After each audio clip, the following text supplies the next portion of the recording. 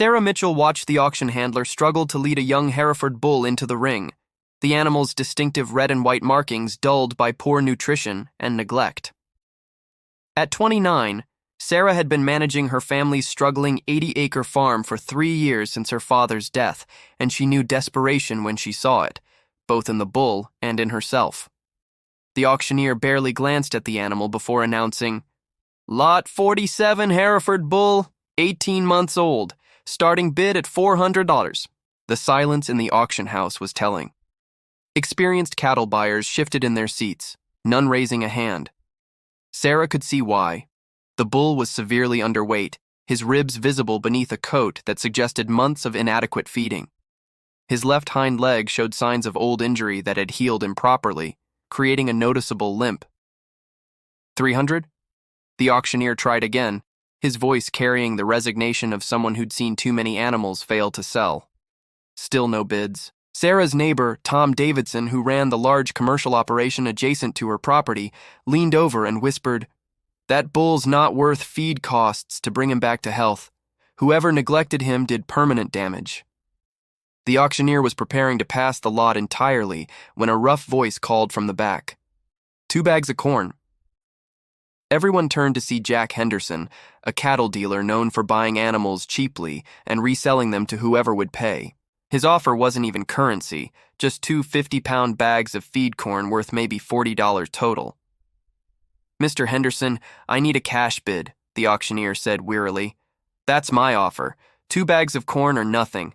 Bull's not worth more than slaughter weight, and barely that."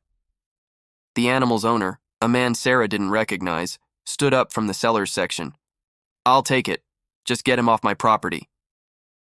Sarah felt her hands tighten on her auction catalog. She'd come to this sale with exactly $800 saved from 3 months of selling eggs and vegetables at farmers markets, money she'd intended to use for spring seed and equipment repairs. Her small farm needed cattle to diversify income, but buying a severely neglected bull made no economic sense. "Going once to Mr. Henderson for 2 bags of corn," the auctioneer announced, clearly uncomfortable with the situation. Sarah's mind raced through calculations. The bull would need months of careful feeding, veterinary care, and rehabilitation before being useful for anything. Her farm already operated on razor-thin margins, and every dollar mattered. Taking on a project animal was foolish. $500, Sarah heard herself say. The auction house went quiet. Tom Davidson turned to stare at her. "Sarah, that animal's a money pit. You can't afford—" $500, Sarah repeated, her voice steadier than she felt. Jack Henderson's face twisted with annoyance. "You're wasting your money, girl. That bull's good for nothing but dog food." "Then why were you bidding?" Sarah met his eyes directly.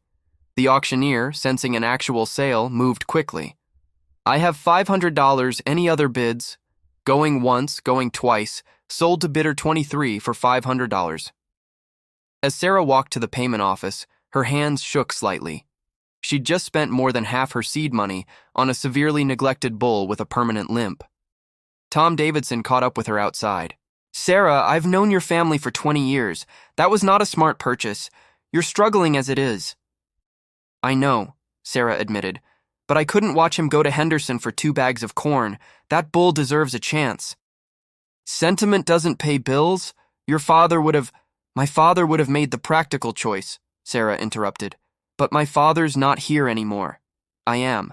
2 hours later, Sarah backed her ancient Ford pickup to the auction yard's loading area, where the Hereford bull waited in a holding pen. Up close, his condition was even worse than she'd thought. Beyond the obvious malnutrition and leg injury, she could see old rope burns around his neck and signs of prolonged confinement in inadequate space. "You got a plan for him?" asked the auction yard worker helping with loading. "Get him healthy enough to be useful," Sarah replied, though she had no real idea how she'd accomplish that with limited resources. The bull loaded into her trailer with surprising calm, as though understanding this was his last chance at something better than slaughter. During the 40-minute drive back to her farm, Sarah tried to calculate the realistic costs of rehabilitation versus any potential return on investment. The numbers didn't work. They never would. She'd made an emotional decision that would strain her already precarious finances, possibly threatening her ability to keep the farm her family had worked for 2 generations. But as she pulled into her driveway and saw the bull's reflection in her rearview mirror, thin, injured, but somehow still standing, Sarah realized that some decisions couldn't be measured purely in dollars. Sarah stood in the barn at 5:30 a.m., watching the Hereford bull pick cautiously at the hay she'd spread in his pen. 3 days after bringing him home, the reality of her decision was settling in with uncomfortable clarity. The bull had eaten less than half of what a healthy animal his age should consume, and his ribs remained starkly visible despite her best efforts. "You're going to need a vet," said Dr. Rachel Kim, the mobile veterinarian who served small farms in the area. She'd arrived at Sarah's urgent request to examine the bull. "That leg injury needs x-rays to assess permanent damage. He's severely malnourished, and I'm seeing signs of possible parasites." Sarah had been afraid of that answer. "What are we looking at cost-wise?" Dr. Kim pulled out her tablet and began itemizing. X-rays, full health workup, parasite treatment, nutritional supplements. You're looking at minimum $800 for initial veterinary care. Then probably $200 monthly in specialized feed and supplements for the next 4 to 6 months to bring him back to healthy weight. The numbers hit Sarah like physical blows. She'd spent $500 purchasing the bull. Now she was facing $800 immediately, plus $200 in recovery costs over the next 6 months. Nearly $12,500 total for an animal that might never be sound enough for breeding or work. "What if I skip the x-rays and just manage the leg issue as is, Dr. ISO?" Kim's expression was sympathetic but firm. "Without understanding the extent of the damage, you could be making it worse. And Sarah, I need to be honest. This bull may never be commercially viable regardless of the care you provide. That limp is permanent. His growth was stunted during critical development periods. You're essentially running an animal sanctuary, not a farm operation." After Dr. Kim left, Sarah sat on a hay bale calculating her financial situation. The $800 vet bill would consume the last of her seed money. She'd have to borrow against next season's crop to cover spring planting, putting her deeper in debt with no guarantee of harvest success. The monthly feed costs would strain her already tight budget for at least half a year. Her phone rang. Tom Davidson.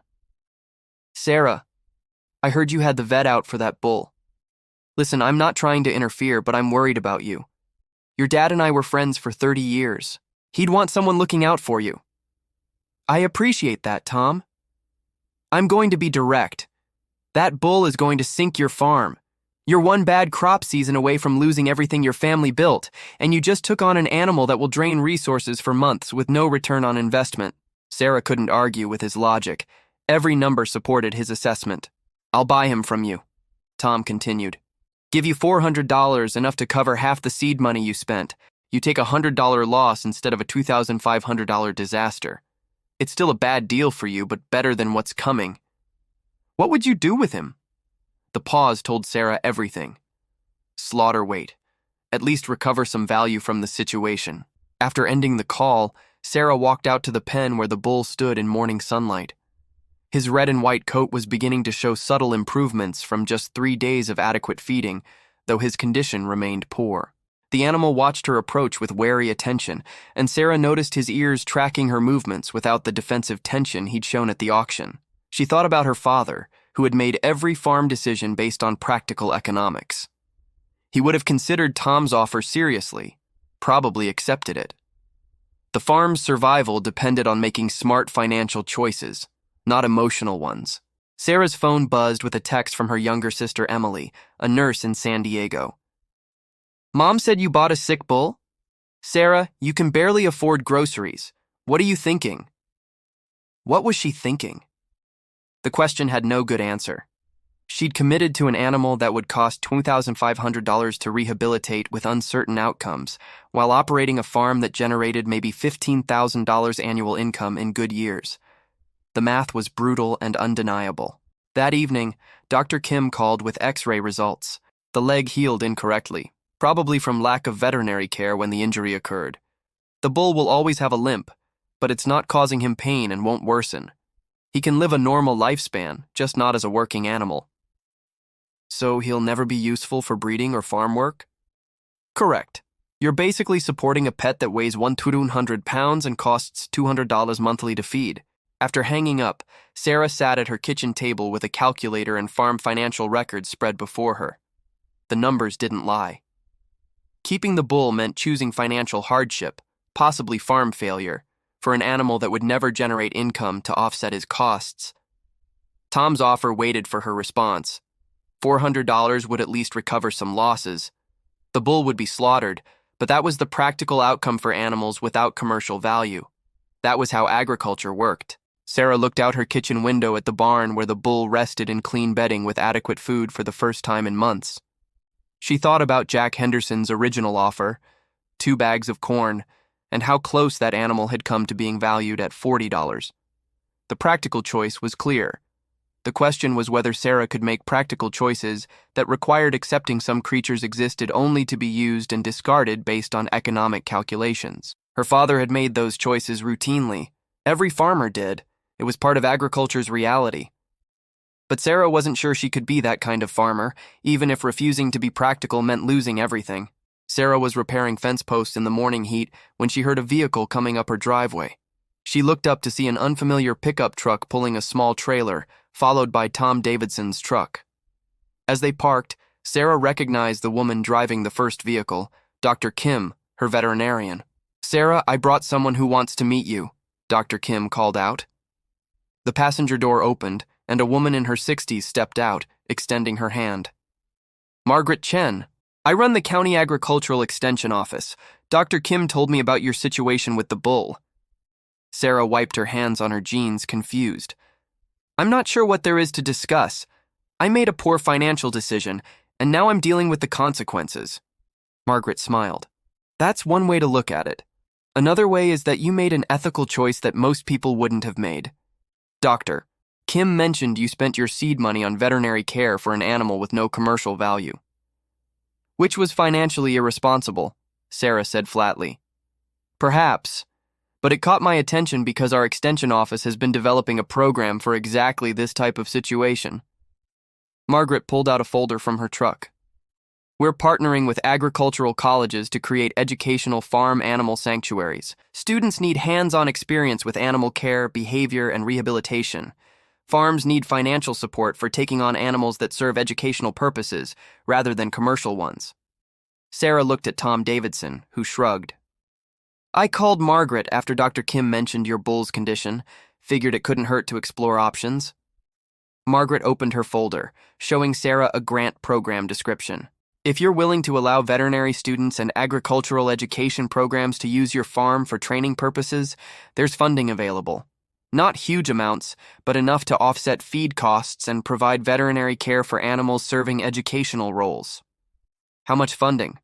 "For an animal like your bull, $250 monthly stipend, plus covered veterinary expenses for treatment related to educational activities. Students would visit maybe twice monthly for supervised learning about rehabilitation, nutrition management, and caring for animals with special needs." Sarah did quick math. $250 monthly would cover most of the bull's feed costs, and veterinary coverage would eliminate the major expense she couldn't afford. It wasn't profit, but it was sustainability. "What's the commitment required from me?" "Maintain the animal according to care standards we'll provide, allow scheduled student visits, and document his progress for educational case studies. Probably adds 4 to 6 hours monthly to your workload." Tom Davidson spoke up. "Sarah, this actually makes sense. You don't make money, but you don't lose your farm either. And students get real-world experience with animal rehabilitation instead of just textbook learning." Sarah studied the grant paperwork, looking for catches or hidden requirements. The program seemed straightforward. Farms provided space and care, universities provided funding and educational opportunities. Animals that would otherwise be slaughtered or neglected received humane treatment. "Why would the extension office care about one bull?" Sarah asked. "Because cases like yours happen constantly," Margaret replied. "Animals get injured, develop problems, or don't meet commercial standards. Most end up slaughtered because small farms can't afford to maintain them without income potential. We're trying to create a system where some of those animals can serve educational purposes instead." Dr. Kim added, "I've been documenting your bull's recovery. His case would be valuable for teaching students about malnutrition reversal, healing from neglect, and managing animals with permanent physical limitations. That's practical knowledge future veterinarians and farmers need. Sarah walked to the pen where the bull was resting. 2 weeks of consistent feeding had brought noticeable improvements. His coat showed more luster, his movements were less lethargic, and his eyes held alertness that hadn't been there at the auction. He'd never be a working animal, but he was recovering his dignity. If I sign up for this program, what happens to him if I have a bad crop year and can't keep the farm running? Margaret's answer was honest. The program would help you find another participating farm willing to take him. We try to avoid moving animals unnecessarily, but we recognize farms fail sometimes despite everyone's best efforts. Sarah appreciated the directness. This wasn't a magical solution to her farm's financial struggles. It was a practical program that made one piece of her situation sustainable while she worked on the larger challenges. I need to think about it, Sarah said. Take a week. Margaret handed her the folder. Talk to your sister, your accountant if you have one, anyone whose opinion you trust. This is a commitment that will affect your farm operations for several years. After they left, Sarah sat on her porch reviewing the grant paperwork.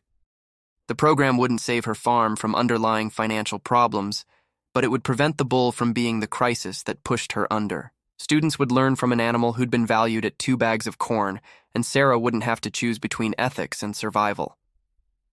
Her phone rang. Emily, Mom told me about some extension program helping with your bull situation. Is this real, or are you just trying to avoid admitting the purchase was a mistake? It's real. County Agricultural Extension Program for Educational Animal Sanctuaries. They'll cover costs if I allow students to visit for training purposes. Emily was quiet for a moment. So you're not going to lose the farm over this bull? Not over the bull specifically, though I've still got plenty of other ways to lose the farm. Sarah, you scared me. I thought you were making decisions based on sentiment instead of reality. I did make a decision based on sentiment. But sometimes reality adjusts to accommodate sentiment if you're lucky enough to find people who understand why it matters. That evening, Sarah filled out the grant application. The bull who'd nearly been traded for 2 bags of corn would become an educational case study in animal rehabilitation, teaching students that agricultural economics and ethical treatment didn't have to be mutually exclusive. They just required creative thinking and willingness to value things beyond immediate profit. Sarah stood beside Margaret Chen, watching 8 veterinary students from UC Davis examine the Hereford bull who had gained nearly 300 pounds since his auction day.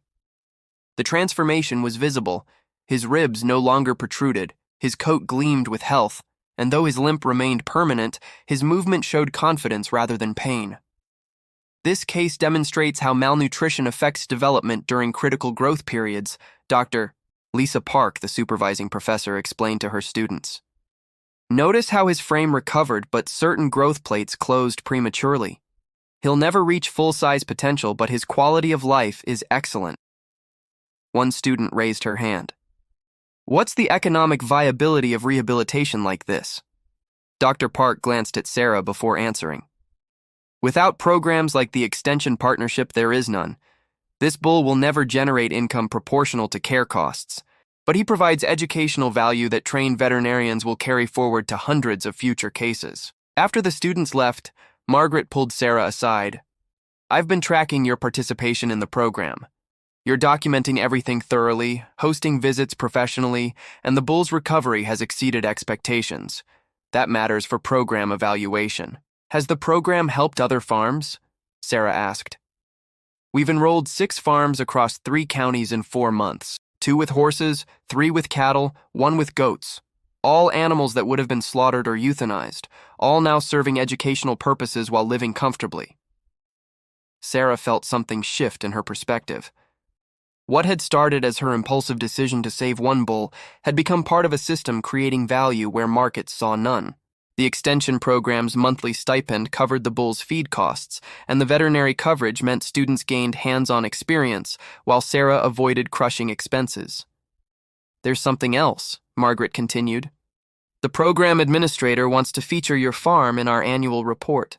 Your case, bull purchased for essentially nothing, rehabilitated through Extension Partnership, now teaching students about animal welfare and nutrition, It's exactly the story we need to justify program expansion. Will that create problems? Publicity? Some.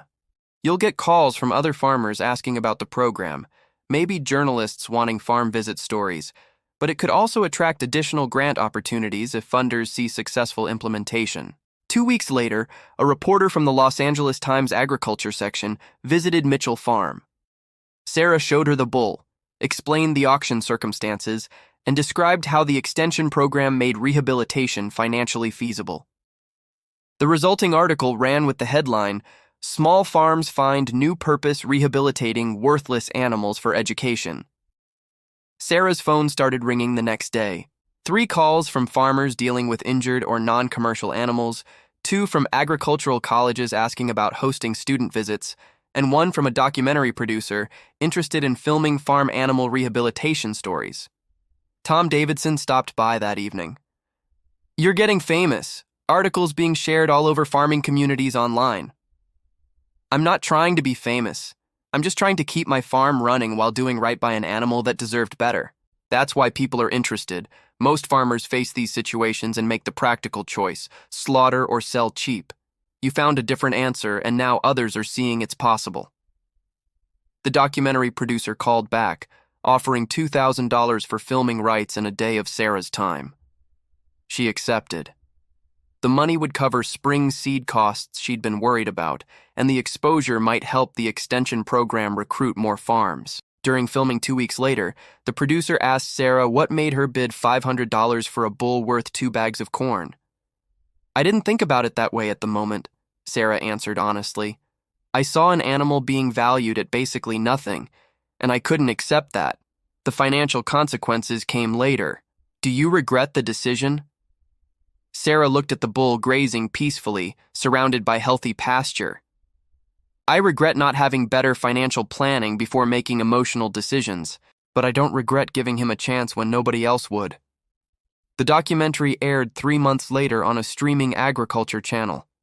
Sarah's segment was brief, 6 minutes of her story intercut with veterinary students discussing what they'd learned from the bull's case.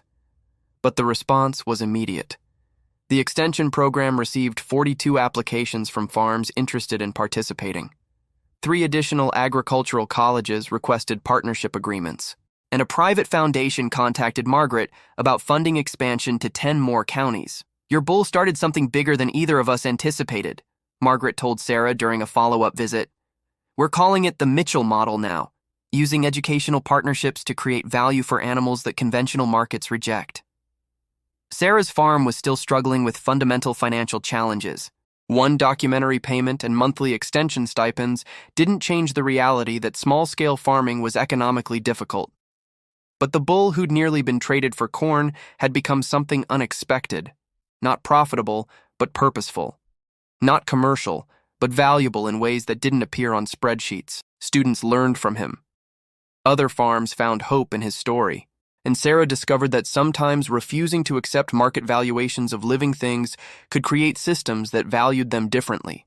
Sarah walked through the morning farmer's market in Riverside, her truck bed loaded with vegetables, eggs, and jars of honey she'd added to her product line.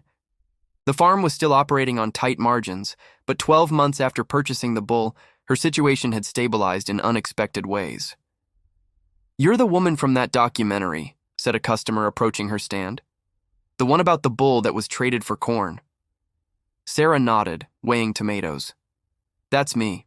I teach agriculture at the community college. I show that documentary to my students every semester. It's a perfect case study in how agricultural economics and ethics don't have to be opposing forces." The conversation happened regularly now. Sarah's story had become known throughout Southern California's agricultural education community. The Mitchell model, using educational partnerships to create value for non-commercial animals, had expanded to 18 farms across 6 counties. Margaret Chen visited that afternoon with enrollment statistics.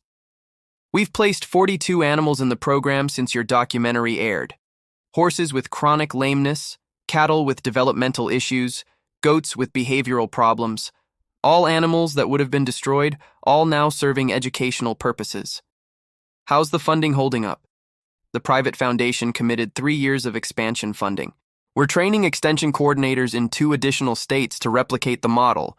Your impulse purchase for $500 has created a system that's now supporting nearly 50 animals and training hundreds of students annually.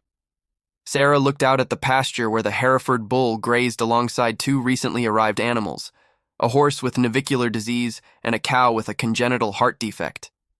Both had been slated for euthanasia before the extension program found placement at her farm. "I didn't mean to create a system," Sarah said. "I just couldn't watch an animal be valued at 2 bags of corn." That's usually how systemic change starts. Someone refuses to accept the standard answer, finds an alternative, and that alternative becomes a template others can follow. Tom Davidson had shifted from skeptic to supporter. His large commercial operation had enrolled in the program with 3 older cows past breeding age, animals he would have previously sold for slaughter weight. Students now visited his farm to study geriatric cattle management. "You were right about that bull," Tom admitted during a joint program evaluation meeting. "Not right about the economics. Your math still doesn't work without the extension funding, but right that there were other ways to think about value." The documentary had generated $8,000 in speaking engagement requests over the past year. Sarah had accepted 3, using the income to upgrade farm equipment and expand her vegetable production. The bull had never generated direct profit, but the attention his story attracted had created indirect opportunities she couldn't have anticipated. Dr. Kim stopped by for routine veterinary checks, now covering 3 farms in the extension program. "Your bull's case is in textbooks now. 2 veterinary schools are using his rehabilitation documentation in their nutrition courses." Sarah's sister Emily visited for the first time since the documentary aired, bringing her 2 children to see Aunt Sarah's famous farm. The kids were most excited about feeding the bull, who accepted carrots with patient gentleness. "I thought you were being reckless when you bought him," Emily said, watching the children interact safely with the animal. "But you built something meaningful from what looked like a terrible financial decision." "I got lucky," Sarah corrected. The extension program existed. Margaret Chen cared about finding solutions. The documentary producer wanted agricultural stories. Luck connected those pieces to my situation. "You created the opportunity for luck to matter," Emily countered. "Most people wouldn't have taken the risk." That evening, Sarah calculated her farm finances. Revenue had increased 15% over the previous year, not from the bull, but from expanded vegetable production, speaking engagements, and consulting fees from farms joining the extension program. The bull cost her $20,500 in the first months, but the attention his story generated had created opportunities worth far more. She still struggled with the underlying challenges of small-scale farming in an economy favoring large operations. But the farm her father built, and she had nearly lost defending one animal's dignity, had found unexpected stability through refusing to accept market valuations as the only measure of worth. The Hereford bull who'd been offered for 2 bags of corn, worth $40 in a system that measured animals purely by commercial utility, had proven valuable in ways that didn't appear on auction house pricing sheets. He'd taught students about rehabilitation, inspired farmers to question conventional choices, and demonstrated that ethical decisions could create sustainable systems when connected with people willing to build infrastructure supporting them. Sarah's farm hadn't been changed by one bull becoming profitable. It had been changed by one bull proving that value existed beyond profit, and that sometimes the most important agricultural products were lessons rather than commodities.